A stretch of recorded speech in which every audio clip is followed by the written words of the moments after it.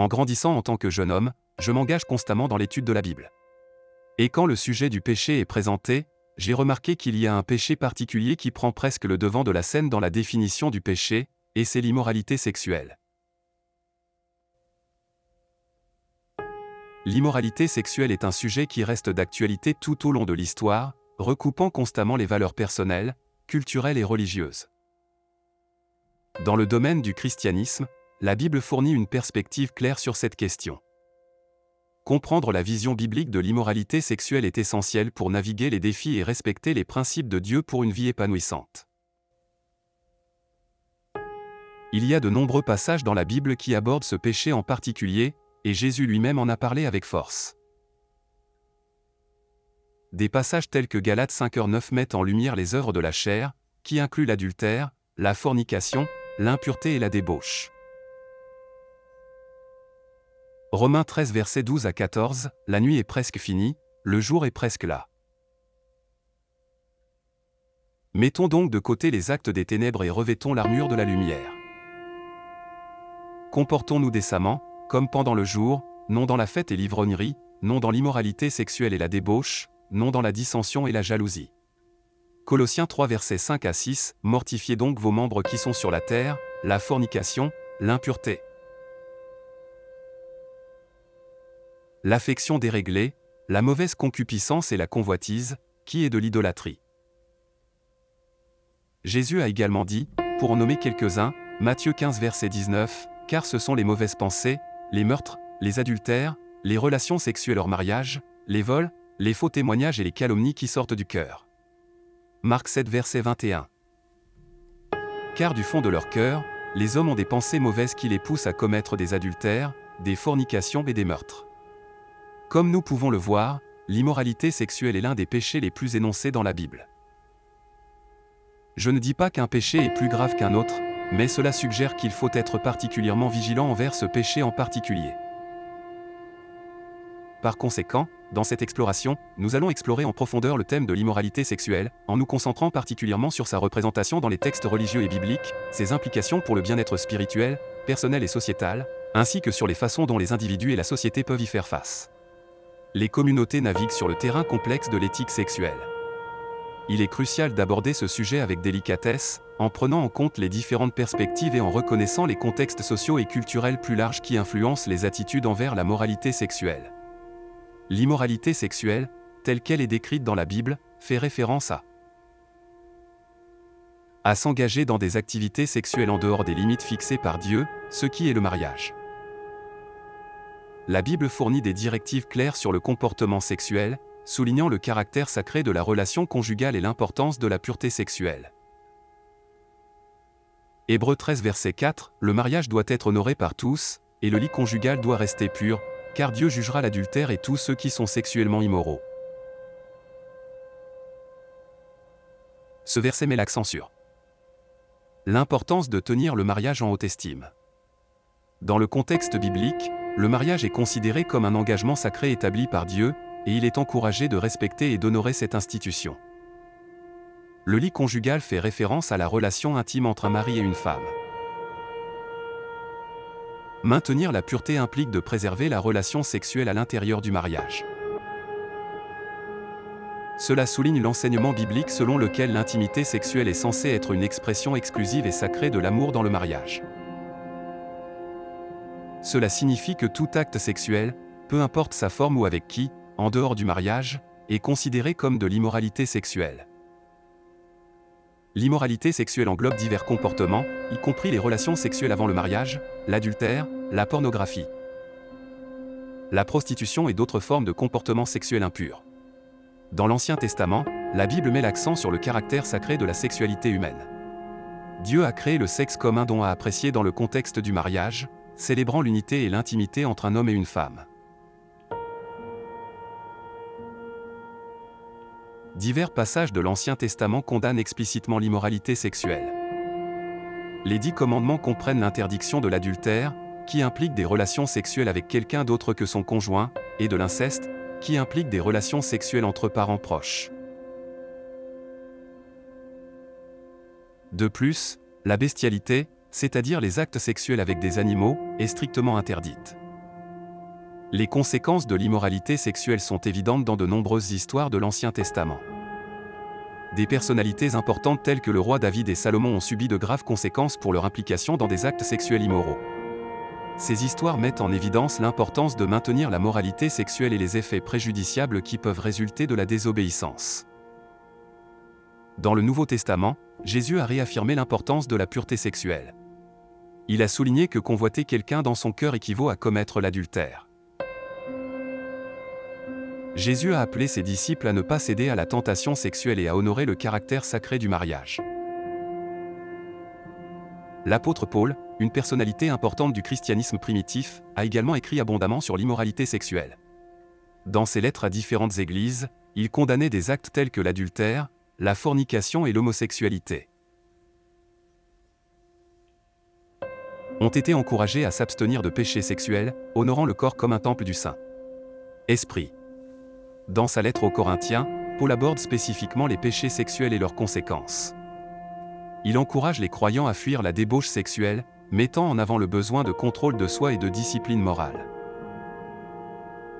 De plus, dans sa lettre aux Galates, Paul mentionne l'immoralité sexuelle comme l'une des actions de la chair, mettant en évidence son opposition aux fruits de l'esprit.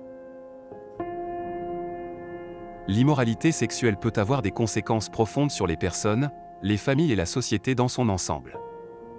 Au-delà des conséquences physiques telles que les infections sexuellement transmissibles ou les grossesses non désirées, les dommages émotionnels et psychologiques causés par les péchés sexuels peuvent avoir des effets à long terme. La confiance brisée, les relations brisées et l'estime de soi brisée sont des résultats courants. L'immoralité sexuelle implique souvent des comportements secrets, des mensonges et de la tromperie, ce qui peut causer des troubles émotionnels chez soi et chez les personnes impliquées. Cela peut créer un cercle vicieux d'instabilité émotionnelle et empêcher la capacité de construire et maintenir des relations saines. D'un point de vue spirituel, l'immoralité sexuelle peut rompre la relation entre l'individu et Dieu. Elle sape le caractère sacré du sexe tel qu'il a été voulu par le Créateur. S'engager dans l'immoralité sexuelle peut nuire au bien-être spirituel d'une personne, entraver la croissance spirituelle et s'éloigner de la grâce et de l'amour de Dieu.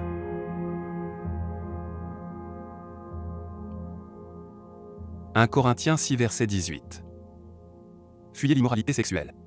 Tous les autres péchés qu'une personne commet sont à l'extérieur du corps, mais celui qui pêche sexuellement pêche contre son propre corps. Dans la Bible, il est suggéré que se livrer à l'immoralité sexuelle a un impact particulier sur son propre corps, mettant en évidence l'aspect spirituel des conséquences. Cela peut conduire à un sentiment de séparation spirituelle et entraver la proximité avec Dieu. Proverbe 6 versets 32 à 33. Mais l'homme qui commet l'adultère n'a pas de bon sens. Celui qui le fait se détruit lui-même. Les coups et la honte sont son lot et sa honte ne sera jamais effacée. Les conséquences de l'immoralité sexuelle comprennent souvent des sentiments de culpabilité, de honte et de disgrâce. Ce poids émotionnel peut avoir des conséquences durables sur le bien-être et l'image de soi d'un individu, et peut également endommager son estime de soi et sa valeur personnelle. Cela peut entraîner une perception négative de soi, des sentiments d'insuffisance et freiner la croissance et le développement personnel. Proverbe 5 verset janvier 2023. Ce chapitre biblique met largement en garde contre l'immoralité sexuelle. Les versets septembre 2010 disent: de peur que vous ne perdiez votre honneur aux yeux des autres et votre dignité au profit d'un cruel, de peur que des étrangers ne se régalent de vos richesses et que votre labeur n'enrichisse la maison d'un autre. L'adultère et l'immoralité sexuelle peuvent conduire à la rupture des mariages et des relations. La Bible met en garde contre la perte potentielle de l'honneur, de la dignité et l'impact émotionnel sur les personnes impliquées. Cela peut entraîner une distance émotionnelle entre les partenaires, ce qui implique souvent une rupture de confiance. L'infidélité, par exemple, peut entraîner une rupture de confiance, de communication et d'intimité, créant une distance émotionnelle et une tension dans la relation, ce qui rend difficile la reconstruction d'une base solide pour une relation saine. Hébreux 13 verset 4. Le mariage doit être honoré par tous, et le lit conjugal doit rester pur, car Dieu jugera l'adultère et tous les sexuellement immoraux.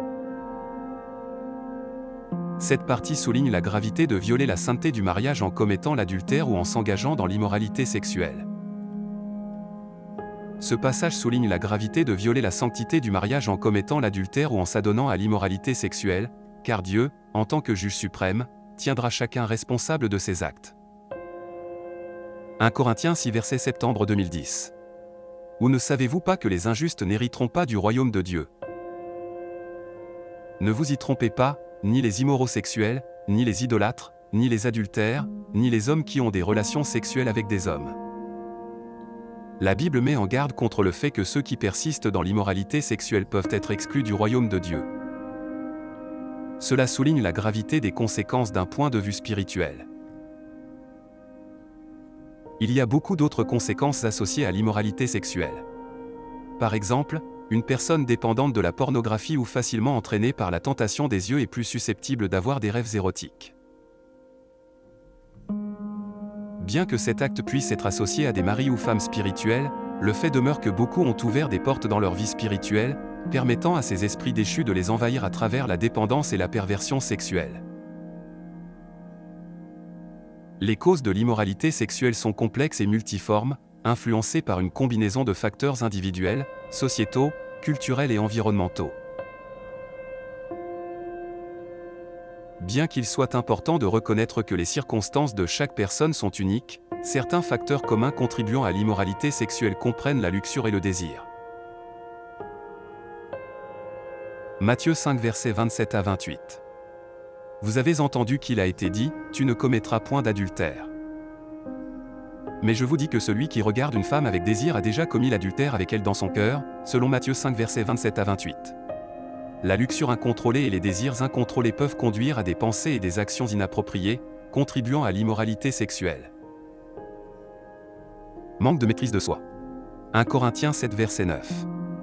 Mais s'ils ne peuvent pas se maîtriser, ils devraient se marier, car il est préférable de se marier plutôt que de brûler de désir. La Bible encourage les individus à exercer la maîtrise de soi sur leurs désirs sexuels. Le manque de contrôle de soi peut mener à des comportements sexuels en dehors du mariage. Séduction et tentation. Proverbe 7 versets 21 à 23. Avec des mots convaincants, elle l'a entraîné dans l'erreur. Elle l'a séduit avec son discours flatteur. Soudain, il l'a suivi comme un mouton à l'abattoir. La Bible met en garde contre le fait de se laisser séduire ou séduire par les paroles et les actions des autres, soulignant l'importance de résister à la tentation. Négligence des responsabilités conjugales. 1 Corinthiens 7 verset 5. Ne vous privez pas les uns les autres, si ce n'est peut-être d'un commun accord et pour un temps, afin que vous puissiez vous adonner à la prière.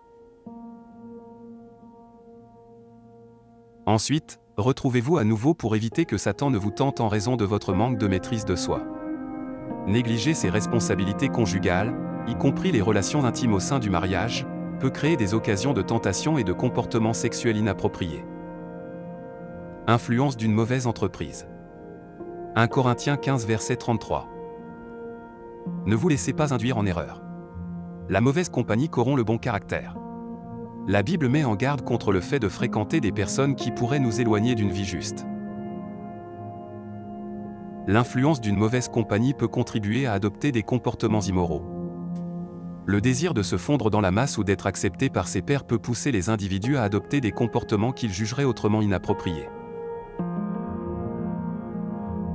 Les groupes sociaux qui banalisent ou encouragent l'expérimentation sexuelle sans mettre l'accent sur les limites morales peuvent contribuer à la propagation de l'immoralité sexuelle. L'absence de la crainte de Dieu. Éphésiens 5 versets 3 et 6. Mais parmi vous, il ne doit pas y avoir le moindre soupçon d'immoralité sexuelle, ou d'impureté quelconque, ou de cupidité, parce que cela est inapproprié pour le peuple saint de Dieu. Ne vous laissez pas tromper par des paroles vides, car c'est à cause de ces choses que la colère de Dieu s'abat sur les désobéissants. Ce passage met explicitement en garde contre l'immoralité sexuelle et la relie à l'idée d'être inapproprié pour le peuple saint de Dieu. D'autres causes incluent les influences culturelles et l'exposition à des contenus explicites dans les médias, tels que la télévision, les films et Internet, peuvent façonner les attitudes envers la sexualité et contribuer à la banalisation de certains comportements. Les attitudes et les normes sociétales à l'égard de la sexualité peuvent avoir un impact sur l'opinion des individus sur ce qui est considéré comme acceptable ou moral. Environnement familial. L'absence de modèles positifs ou de conseils inadéquats de la part des parents sur les questions de sexualité peut rendre les individus susceptibles d'adopter des comportements sexuels en dehors des normes morales acceptées. Les problèmes familiaux tels que les familles brisées ou le manque de soutien émotionnel peuvent pousser les individus à chercher de l'intimité et de l'acceptation de manière inappropriée. Insécurité personnelle. Les personnes ayant une faible estime de soi peuvent rechercher la validation et l'affirmation par le biais de rencontres sexuelles, en adoptant potentiellement des comportements qui, selon elles, les rendront plus désirables. De plus, le manque de valeurs personnelles claires ou d'objectifs de vie peut entraîner un sentiment de vide, poussant les individus à chercher un accomplissement de manière malsaine. Traumatisme et abus. Les personnes ayant subi des abus sexuels ou des traumatismes peuvent avoir du mal à faire face aux séquelles émotionnelles, ce qui peut les amener à adopter des comportements sexuels inappropriés pour faire face à leurs problèmes. Les blessures émotionnelles ou les problèmes non résolus du passé peuvent conduire les individus à chercher du réconfort ou à s'échapper à travers des comportements sexuels malsains. La porte de sortie. Surmonter la tentation sexuelle dans un monde qui glorifie souvent l'immoralité sexuelle peut être difficile. Cependant, les croyants doivent compter sur l'orientation et la force de Dieu pour maintenir la pureté sexuelle. Alors, avez-vous été impliqué dans des comportements sexuels malsains ou avez-vous du mal à résister à la tentation? La bonne nouvelle, comme toujours avec Jésus-Christ, c'est qu'il y a un moyen de s'en sortir. Matthieu 19 verset 26. Jésus les regarda et dit: « Avec l'homme, c'est impossible, mais avec Dieu, tout est possible. » Par conséquent, suivez ces étapes pour mettre fin ou éviter toute forme d'immoralité sexuelle dans votre vie. 1. Le vrai repentir.